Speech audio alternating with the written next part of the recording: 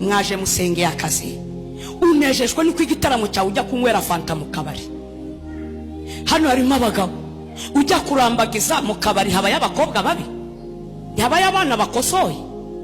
Icyo bita umwana uhiye ibyuki bibarizwa mu maka. Ari umukobwa ukora mu kabari ahembaye, bibaho bamuha akazi cyangwa bibaho ko bamuha akazi.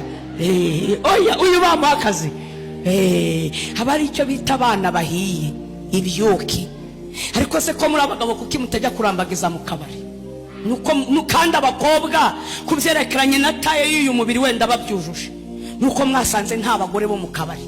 Niba mwaranenye abo mu kabari, Yesu Kristo umwana w'Imana niwe wanezezwa n'umugeni ujya gusohokera mu kabari akajya kunywerayo fanta agataramirayo.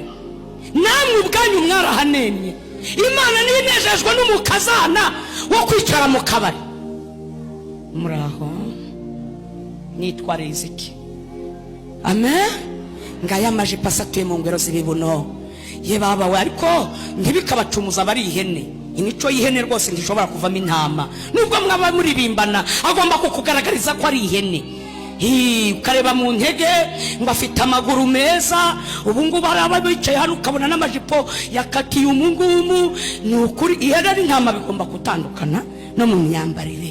Muraho ngo ufite ninde wagushutse kugira amaguru meza? Sura hano ufite amaguru meza nashyire hejuru turebe. Yesu ashimwe. Ufite amaguru meza nashyire hejuru uti ngewe ndayahamya ko ayanjye ari original.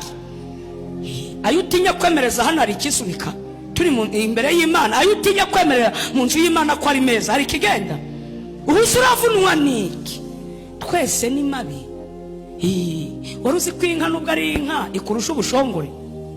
Iyo yapfuye amaguru yayakatira mu isombe, ayawe habe mu mashu, habe muri dodo, habe mu dushyimbo, nta ruhengekerezo rw'amaguru yawe.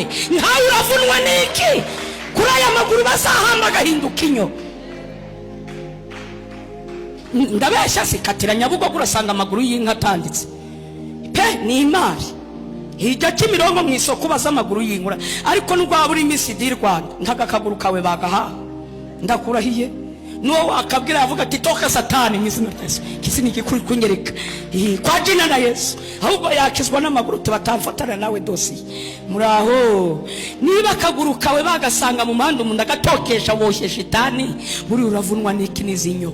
Izi mvuvu ziragukerereza mu biki? Murarakaye.